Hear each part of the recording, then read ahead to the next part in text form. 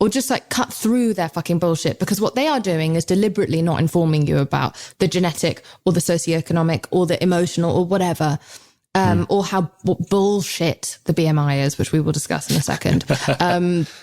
They or the fact that it's been 18 months of a pandemic, and therefore for a lot of people your body size has increased because you've survived the mental stress of the last 18 months or 15 months, however long it's been. It feels like a long time, but that is normal. And instead of talking about you are doing really well and actually you have used food as, or may have used food as more of a coping mechanism over the last 15 months to what you are used to, because we all have different mechanisms by which we cope with stress, and food is a really good one and an amazing one. Well, you stayed in, by the way, you stayed in to save other people's lives.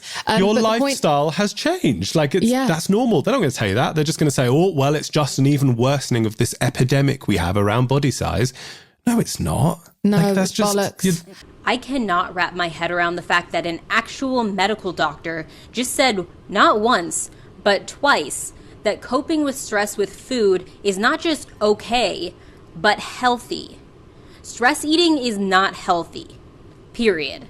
You can admit that people stress eat without making it shameful or stigmatizing, but you don't have to say it's healthy, because it isn't. Just like coping with stress with alcohol isn't healthy. I hate these types of statements so much, because they are a huge part of the reason things like binge eating disorder and food addiction aren't recognized as the widespread problems they are, because overeating is seen as one of the most socially acceptable forms of coping with stress. I can't get over how negligent it is for a doctor to say something like that.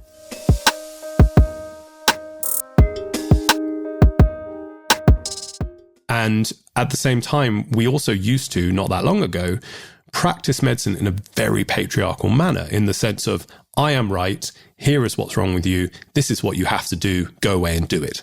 No discussion, no collaboration, no patient-doctor relationship. It was simply I'm going to act like your dad, and this is what you do. Yeah. And that's not how we're taught it anymore, definitely not. But there is some of that continues, and some of that stays under the surface. And I see a lot more of that around patients' weight and around patients' size than I do about a lot of other areas, a lot of other situations in medicine.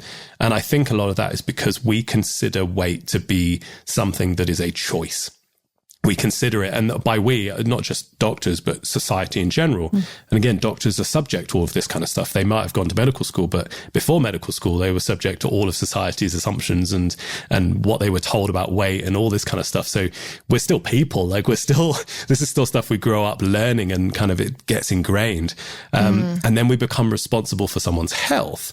And we feel like it's then our responsibility to point this out to people that, well, you can fix this, you can change this, you can do this. And I agreed with him up until he said body size isn't a choice. I do think that healthcare professionals can be too remiss with some of their fat patients by telling them to lose weight without giving them any resources to actually do it. But the widespread idea that body size is something within one's control to change is not a myth. So even if doctors may be going about it the wrong way, it doesn't mean they're wrong to point out that obesity is unhealthy. What are the things that impact people's body shape? How much time have we got? Because this is the thing, right? I'm willing to go long with you. This doesn't just have to be an hour if you've got longer, because I think this is so, so, so important. I've and we got have an as long opportunity to inform people who have been otherwise misinformed. Yeah. Well, it's one of the things, and poverty is a massive one, and people don't like a lot of the time when I bring that up, because they kind of go, well, what? So you can't be fat unless you're poor, and therefore you're blaming fat on poor. I'm like, no, we're just clarifying that there is a big association here, and I think it's a very important thing to bring up, because it gives a very clear picture as to just how much can sometimes be out of our control, regardless as to the conversations around whether or not it's actually whether it actually defines our health or not, which it doesn't. But I'm going to give him the benefit of the doubt, because he said that weight doesn't, quote, define your health, but weight still does play a role in your health. It isn't irrelevant. And I have trouble understanding how they can come to the conclusion that being poor leads to being fat, but being fat isn't unhealthy. Even though the overconsumption of processed foods that tend to be cheap and therefore poor people tend to buy it doesn't lead to health problems. That seems contrary. even regardless of those conversations, our body size is not something that is a personal responsibility. There was a big report called the Foresight report in 2007 in the UK, which was commissioned by the government. And there were some very, very clever people that were running it. And they looked into all of the different factors that influenced energy balance, that influenced this whole... It was essentially in response to the conversations of, oh, yes, but weight loss is simply as easy as eat less and move more, right? Like that, those are the campaigns. Like, and so this was commissioned to go, well, is that actually true? Are we barking up the wrong tree? And they found over 100 different factors that they showed to directly influence the body size at which somebody lives. And the overwhelming majority of those are not things that we consciously choose. Okay, so a few things about the Foresight report he referenced. Here's a quick paragraph from the report about its findings. This is directly from a summary from the report he is referencing. The causes of obesity are extremely complex, encompassing biology and behavior, but set within cultural, environmental, and social frameworks. Although personal responsibility plays a crucial role in weight gain, human biology is being overwhelmed by the effects of today's obesogenic environment, with its abundance of energy-dense food, motorized transport, and sedentary lifestyles. As a result, the people of the UK are inexorably becoming heavier simply by living in the Britain of today. Not only that, but the report also says, quote, in recent years, Britain has become a nation where overweight is the norm. Obesity increases the risk of a range of chronic diseases, particularly type 2 diabetes, stroke, and coronary heart disease, and also cancer and arthritis. The way this podcast doctor presented the report was with the implication that it showed that most of the factors involved in our body size are out of our control, so we shouldn't even try to control our body size. But this report says nothing that any reasonable medical professional shouldn't already know, which is, 1, obesity leads to health problems, so it should be reduced. 2, the cultural environment we live in with unlimited access to cheap processed foods and sedentary lifestyles are major factors in the obesity crisis. And 3, the obesity crisis requires societal change, not just individual change, to be fixed. It doesn't say that personal responsibility doesn't play a role in obesity or that body size isn't important to health. And so I think it's disingenuous for him to cite this report the way he did. I mean, over the last few years, anyone that's come across the Cancer Research UK obesity campaigns that they've done over the last few years have seen that this whole associating body size with cigarettes is actually something that is an ongoing theme as well, even though it's horrifically stigmatizing and completely inaccurate. It's actually very accurate. Body size at the extremes creates risk factors for a whole bunch of diseases, and so does smoking. And the Foresight report that you cited also says that obesity has links to cancer. So either you just cherry-picked this source to suit your own narrative, but you don't agree with most of what's in it, or you just didn't read it. Whether or not we feel hungry after, how attuned we are to our hunger and our fullness is a big one. And a lot of that is done by genetics. But again, a lot of that is dependent on the type of food and the kinds of foods that we're eating, which is one of the reasons why, if we look at some of the cheaper foods that are available in a capitalist society, those highly processed foods, which are not automatically bad for us, but they don't really kind of do well with our hunger and fullness cues. Yeah. I mean, there's a reason why it's very easy to eat those kind of foods past the point of fullness, to the point where you're physically uncomfortable. Like the last time you were physically uncomfortable with fullness, it wasn't with like fresh salad. Vegetables. Yeah. Like it's just not the case, because those kind of foods tend to have lots of fiber, they have lots of water in them, and they fill you up in a different way, and it's easier to recognize when you're full. You take something that's been highly processed and it's had a lot of the water taken out, the fiber taken out, still got nutrients in it, but it's much easier, like a tube of Pringles, it's much easier to just keep eating those. There's a reason why the whole slogan is once you pop, you just can't stop. I'm so confused how this man can acknowledge that heavily processed food that tends to be overconsumed by poor people are hyperpalatable and lack healthy nutrients like fiber, but in the same breath he'll turn around and say that the consumption of these foods, especially in excess, has little to no effect on the health of your body? So he believes that you can eat unhealthy foods in excess, but your body can still be perfectly healthy. How can you reconcile that? He also said he doesn't want to say that some foods are inherently bad for us to eat, but he's a doctor. He should be able to acknowledge that some foods are definitely bad for us to eat. Also, the exercise conversation, like a lot of gyms, especially up until recently, were inaffordable, or some people are working 2 or 3 or 4 jobs. Like, when do they have time to do the eat less, move more? They're eating on the go at work. They don't have a lunch hour. They are extremely stressed. I would like to ask you whether or not stress can have an impact on your size or your hormonal balance, because I'm certainly not an expert. And they don't have time to even go for a fucking walk.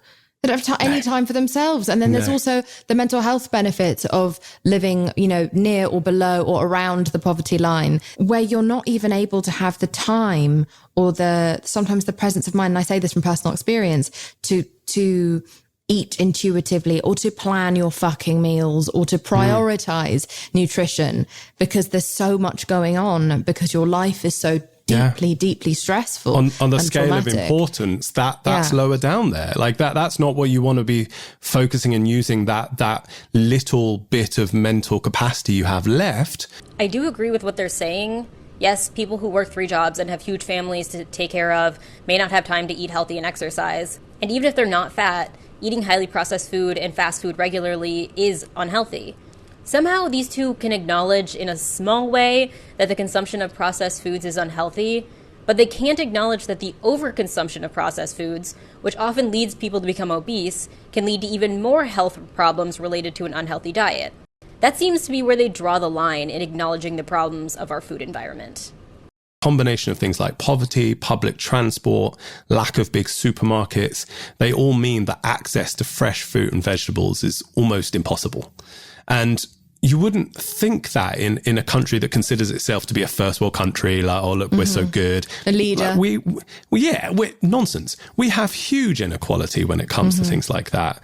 And that's just one factor there. But then you combine that with the fact that there's many millions of people that don't have fridges, don't have freezers, don't have cookers. And you're telling them to go and buy fresh fruit and veg because that's really nutritious for them and that's great. And they need to cook this meal and here's a meal plan for you. It's just literally impossible. And that's just one factor on top of all of these things that we just don't even consider when we talk about this stuff. One of the best analogies I like to use is if you're talking about poverty and you told someone who was living in poverty, well, you just need to save more and spend less. Most people wouldn't say that. They would realize that was ridiculous. They would realize that that's a really short-sighted, stupid thing to say that just increases stigma and makes people feel guilty and shame. It's exactly the same thing. Exactly the same thing. But we don't consider that. And I'm not quite sure why weight is one of the last things left where we believe we have this full control over it. Okay, so I think with the analogy he just gave, he was saying that telling people that they can just lose weight and be healthier is the same as telling someone who's in poverty to just save money and they'll be fine. But this analogy only works if the overweight person they're talking about is also poor. That context is necessary for this analogy to even make sense. Just like there's a difference between telling someone in a wheelchair that they're lazy for taking the elevator and not the stairs, which is obviously ignorant, versus an able-bodied 12-year-old that takes the elevator just because they don't want to take the stairs. Just like it isn't ignorant to tell someone that is wealthy and obese that they have the resources to lose weight, or telling someone that makes $300,000 a year that they can stop living paycheck to paycheck if they just save more money. But if you tell someone living in a food desert to just eat healthy or save more money, then that would be rude. I think context is an important part of this analogy that they just left out. We are talking about these important issues because they are things that need to be discussed and need to be explained. And you cannot just magic away someone's body type, whatever that body type is. I also have friends who are extremely skinny and everyone's like, oh, can't you just eat more? We are definitely not saying, oh, it's not their fault they're fat. It's because they're poor. Like, that's not what this conversation is supposed to be. We're just talking about the literal inequalities that never get addressed by the fucking government. They never get addressed by the government who have caused this tremendous inequality and this wealth gap. They never get addressed by magazines. They never get addressed by influencers. She just said that the point of this episode isn't to say, it's not people's fault they're fat, they're just poor. But If the point of this episode is talking about food inequality, is that not the point? I'm very confused, and if I'm wrong, please explain to me in the comments. But if these long explanations about the food environment we're living in aren't meant to explain the obesity crisis in terms of societal inequality, then what is the purpose? What we both definitively agree on is also that being fat, for whatever reason, does not mean you are an unhealthy person, does not mean you are an unethical person, does not mean you are a lazy person. It is not something that we are trying to excuse in any way. It doesn't need an excuse. The point she just said gets to the heart of the reason behind the fat acceptance movement. She just compared being fat to being unhealthy, lazy, and unethical. One of those things is true. If you are obese, especially morbidly obese, you are unhealthy. But in an effort to fight against the narrative that fat people aren't lazy or unethical, they've just decided to attach health conditions associated with obesity to the other things they're trying to dispute. But as the article of the doctor in this podcast already said, obesity is linked to type 2 diabetes, stroke, coronary heart disease, cancer, and arthritis. Being obese is unhealthy. This is only just one example to kind of try and prompt people to think about the complexity. It's trying to add some of that nuance that was so dreadfully missing for me at medical school. None of this stuff was discussed. And it's not to say that if your friend is larger than you, it means that they must have had something occur in their childhood. That's not a requirement. No. It's just to show that sometimes that is what has led to a change in our body size. There are lots of things that lead to our body size being different. This is just one of them. It's also a national increase. Just one of them. It's a national increase in body size. I mean, we can't get around the fact that we are all, as countries in general, increasing in our body size over the years. And there are lots of things that influence that. And one of the biggest, in my humble opinion, is the food environment in which we live. But that's something that can only be addressed from the top down. That's only something that can be addressed from a government level in regards to the way that our food environment is set up. But to talk about that, we have to talk about socioeconomics and poverty, because that's one of the biggest drivers of how these companies get in and make money through the food environment. I have so much trouble understanding this section of the podcast.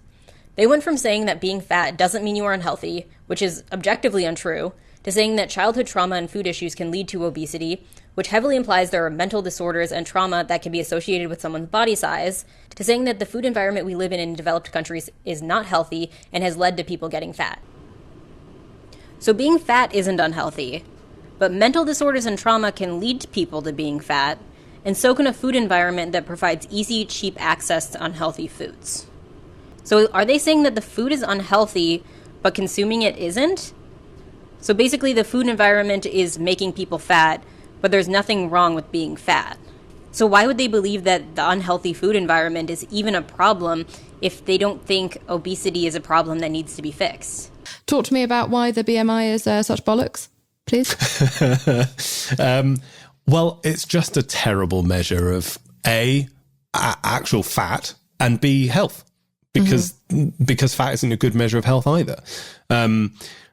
I often like to be quite clear at the beginning of some of these conversations, because there's a tendency to hear people say that fat can have no impact on health whatsoever. And I don't believe that that's necessarily the case. I don't think we have evidence to show that fat is irrelevant, but we do have a lot of evidence to show it's very complicated. And just because it might be having an impact on your health, it doesn't mean that it justifies any of what is going on at all. But an important bit of nuance that is rarely discussed is where that fat is in the body. And BMI has zero ability to tell you where this weight that is simply your relationship with the earth and gravity is bone, muscle, fat, your brain, all of this kind of stuff. It's just a random number. First of all, the BMI is not a random number. It's calculated with actual weight and height measurements. Second, this argument that the BMI doesn't tell you where someone's fat is so wildly ridiculous. Yes, fat being in someone's thighs is less dangerous than being around your organs, but in both cases, that type of excess body fat is visible. Excess fat that leads to an increased BMI doesn't end up in your brain. It gets stored in visible areas of the body like your thighs, butt, and torso. Is he implying that if someone is 300 pounds and their BMI is 42, that they could make an argument that their excess body fat is okay because it could just be in their brain? And even if we discount all of that, the fact that the BMI doesn't exactly tell where someone's fat is doesn't make it irrelevant. Someone's blood pressure reading could be elevated because they just exercised, or because they just got stressful news about a family member, or because of a chronic issue. But just because a single blood pressure reading doesn't provide all that information, that doesn't make it useless. To give it a little bit of, to give you the nuance, because I do like that word and I like the fact that, and I think it's important. At best, it is a population level statistic. But the biggest issue is that we have turned that into an individual one. And we've turned it into something where we take an entire population and we work out their BMI and we try and link it to things like health, despite the fact that we're ignoring factors like socioeconomics and weight stigma and other things that we know massively impact health and outcomes. This last statement really confuses me because at first he said that the BMI is an okay population level statistic, but then he implied that trying to link the population level BMI statistics to other factors like health is useless because it doesn't take into account socioeconomic status. But the thing is, you actually can do comparisons of the BMI as a population versus socioeconomic status and see the correlation. That's actually part of the Foresight report he referenced earlier in the video. I think the point he's trying to make is that the link between socioeconomic status and obesity isn't brought up a lot when talking about the obesity epidemic, but that's still not a good reason for saying that the BMI isn't good as a population level statistic. Into an individual level statistic. And any statistic geeks that are listening would understand that you take a population level statistic and make it individual and it's pointless. You throw it out immediately. But we haven't done that with this and we've just allowed it to be used. And so, I mean, it's clearly rubbish when you go, well, your BMI is 24, you're fine, you're healthy, carry on as normal. Your BMI is 25, oh shit, we need to start looking at whether or not you're diabetic, whether you need to go on some sort of plan. It's like, your BMI might change from 24 to 25 overnight, depending on what you ate the previous day. So it's like this continuous scale that is suddenly blocked into chunks, which just makes no sense because our health doesn't work like that. We don't suddenly become unwell or unhealthy when something just tips over an edge. Our health is such more complex than that. First of all, the scenario he just created of a doctor being perfectly fine with your BMI at 24 and completely freaking out at 25 isn't a common occurrence at all. Doctors don't immediately panic about your weight when your BMI goes up 1 point, even if it's from one category to another. Just like doctors don't freak out when someone's blood pressure goes up a few points. They may mention it, but they won't freak out about it. This is all just a blatant misrepresentation of how the BMI is actually used to try to make a measurement look bad. And second, the point he made that the BMI is fundamentally bad because it's broken into chunks is so wildly stupid, I can't even comprehend it. It goes against most medical categorizations. Do you know what other things in medicine are broken into categories? Diabetes, prediabetes, hypertension. There's a cutoff between prediabetes and diabetes, so we should just get rid of it, right? The entire concept of diabetes should be done away with because, by this man's logic, a doctor can't noticeably see someone is less healthy when they cross the threshold from prediabetes to diabetes, therefore making the entire idea of measuring glucose levels irrelevant. I don't understand how a medical doctor can discount a measurement based on the argument that medical categorizations are bad. Hashtag medical categorizations are problematic. We are taught so many different ways to be able to assess health, but we just, for some reason, still rely on the BMI and just take that and only that and use it as an excuse to not investigate people. The number of stories of people that have that have a BMI of a certain number and therefore are told, well, this is why you have this. This is why you have this symptom. This is why you are, this is why you've come to me. This is why you're in pain. One specific one, which just somebody who I got to know through the internet, who went to her doctor with months of this abdominal pain, finally saw a specialist, and she said to him, she said, this pain is so bad that I just can't even eat, which, any normal human being would be like, well, we significant. need to investigate this. This is his response to her was, well, maybe that's not such a bad thing because she was fat. And so he had decided that his morals would completely go out the window.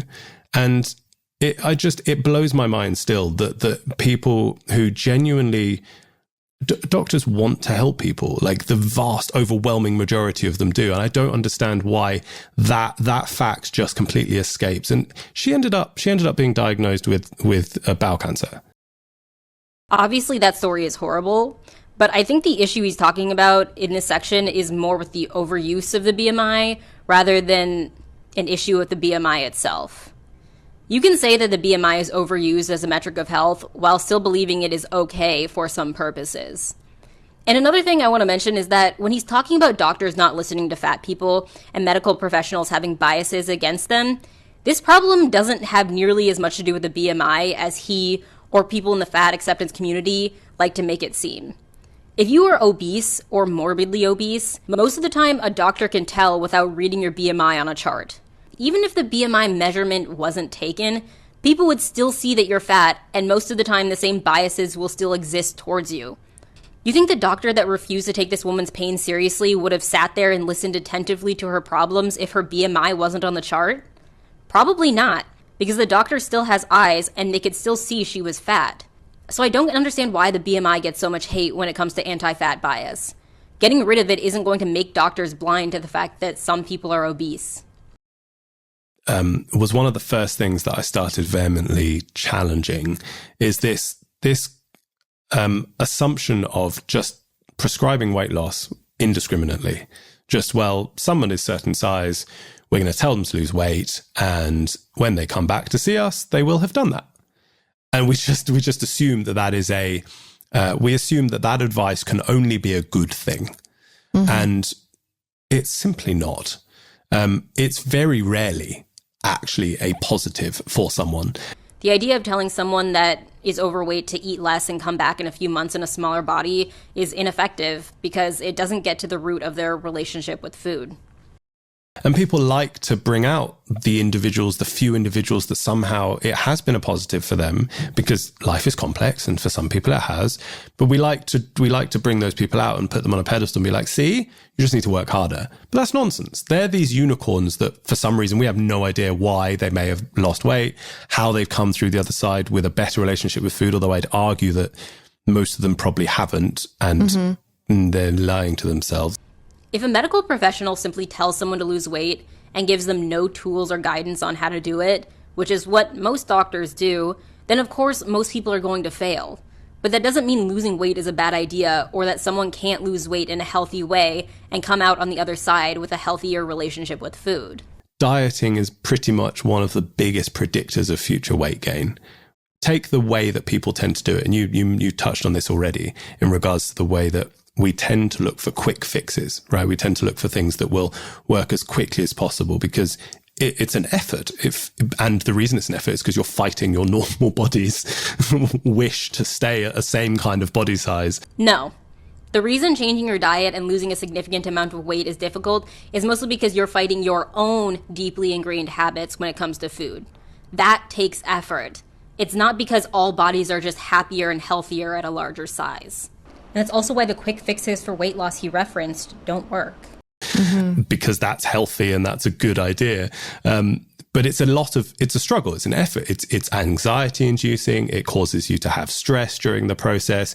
You've got no flexibility. You can't enjoy yourself with friends. Food loses its joy. You end up anyone that's dieted knows it's not a nice thing. You're not a nice person to be around. Nothing restrictive is good for the brain. First of all, you can change your diet and still have a healthy social life and enjoy food. And nothing restrictive is good for your brain? What about the restriction of alcohol or other drugs? And you think restriction is always bad when it comes to food, but consuming in excess is good? Because if you are morbidly obese, you are consuming food in excess. And there are also foods, like sugar, that can actually be bad for the brain if consumed in excess. But yeah, sure, all restriction is bad. But that's just one, and it's one of the reasons why it's so much easier to gain weight and stay at a higher weight than it is to lose weight and stay at a lower weight.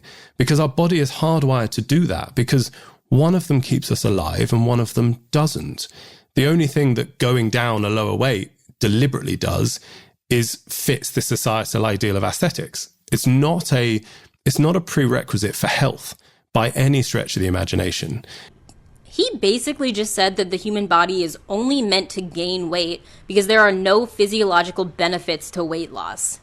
What the fuck? Let me throw out a question into the world. Is this woman healthy? Or is this woman healthy? Someone that can barely walk 5 steps? And yes, I'm obviously choosing extreme examples, but nowhere in this 1.5 hour long podcast episode did they give any nuance surrounding fatness. And you would think with that much time, they would be able to make some distinctions between someone that is a little bit overweight and someone that is 700 pounds. But because they didn't do that, I feel justified in considering the extremes when evaluating their arguments. And they'd probably call me fatphobic for simply mentioning my 600-pound life, but I genuinely want to know if they think weight loss is not the solution for these people's health problems. Earlier in this episode, this doctor man said he believes in nuance, but he has been completely unnuanced this entire discussion. Saying that the human body never benefits from weight loss except for aesthetics without any added clarifiers either means that, in my opinion, you're a negligent and uneducated doctor for thinking this condition doesn't require weight loss, or you really don't believe in nuance when discussing obesity. If you have a chronic disease, a lot of the time being fatter actually helps your morbidity and your mortality, because you have these energy reserves. Your body uses them for a good reason.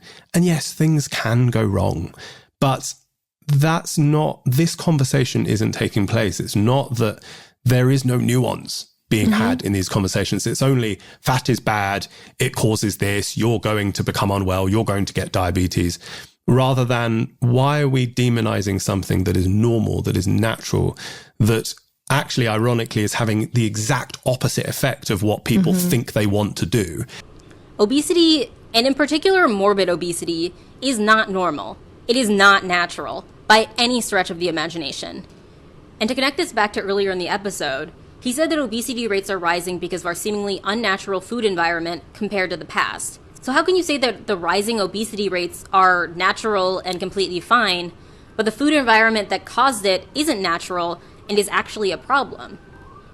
And to the point that obesity doesn't play a part in diabetes, your own reference disputes that.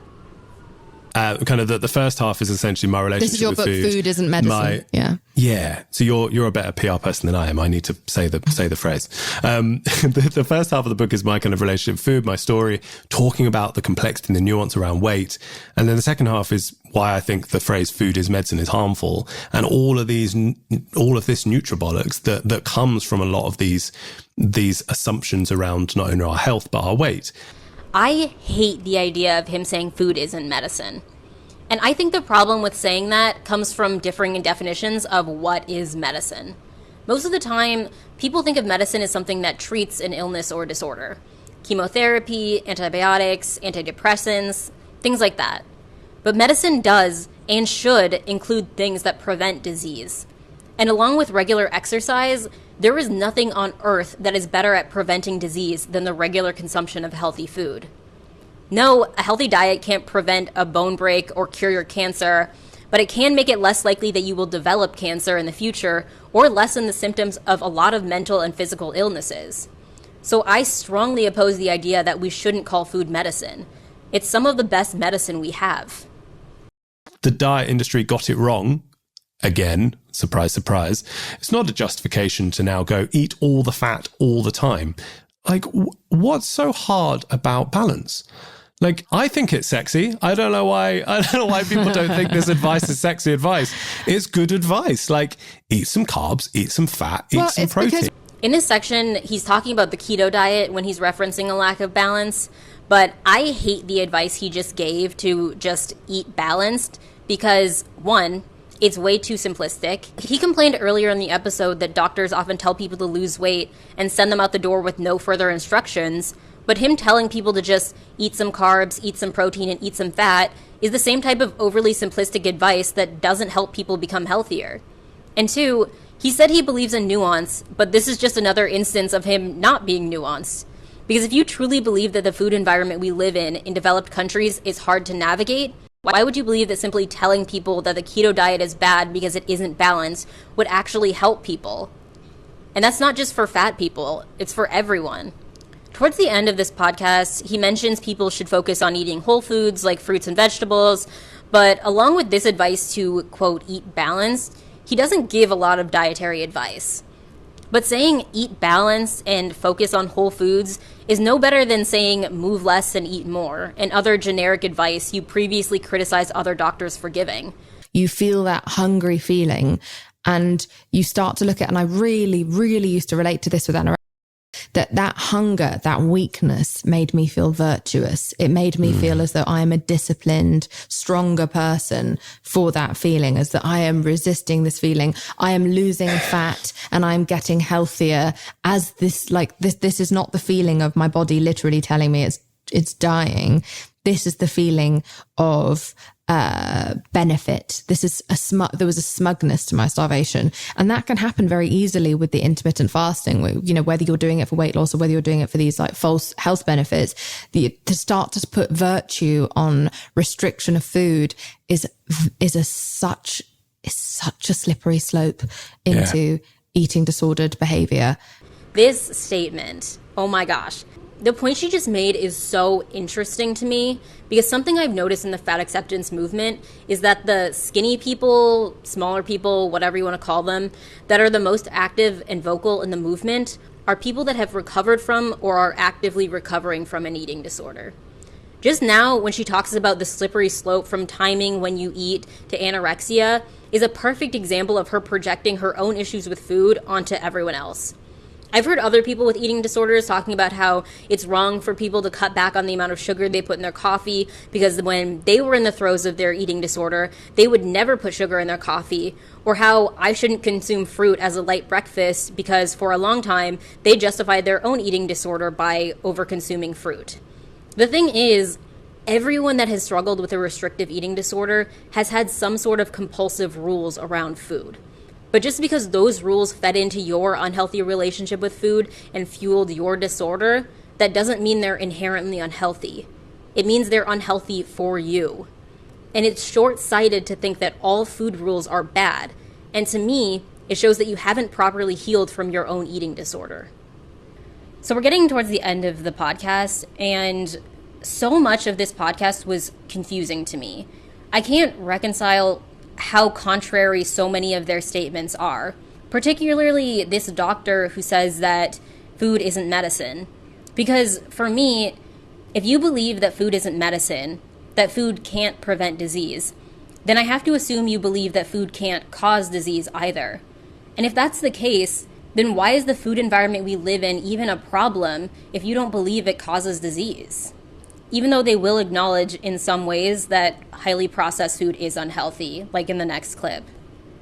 I ate McDonald's every day because my brother worked there, I think until I was 21.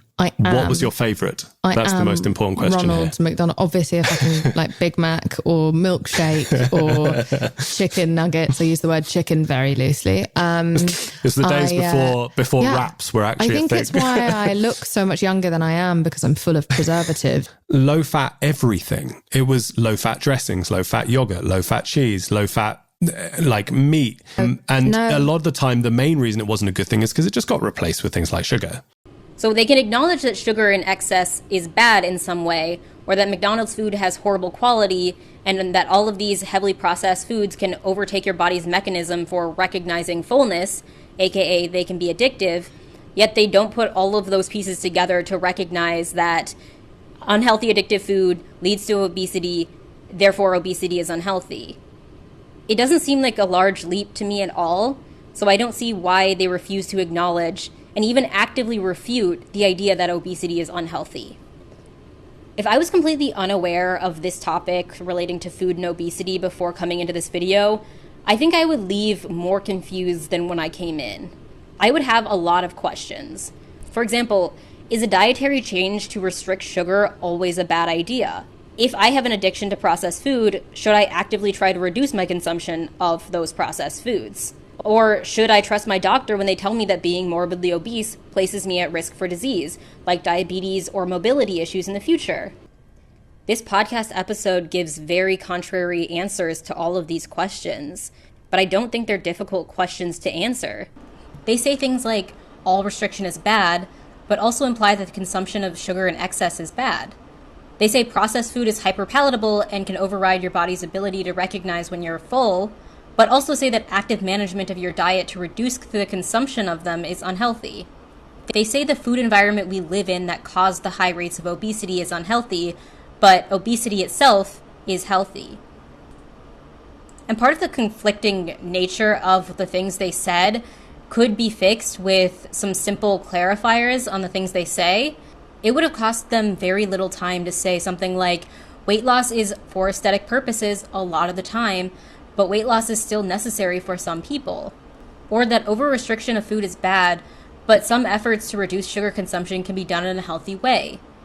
These statements took me less than 10 seconds to say, and they had an hour and a half on this podcast to add some level of nuance like I just did. But they didn't do it. And this makes me think that the lack of nuance throughout the episode was intentional, meaning that they don't think nuance is necessary for the topics they're covering.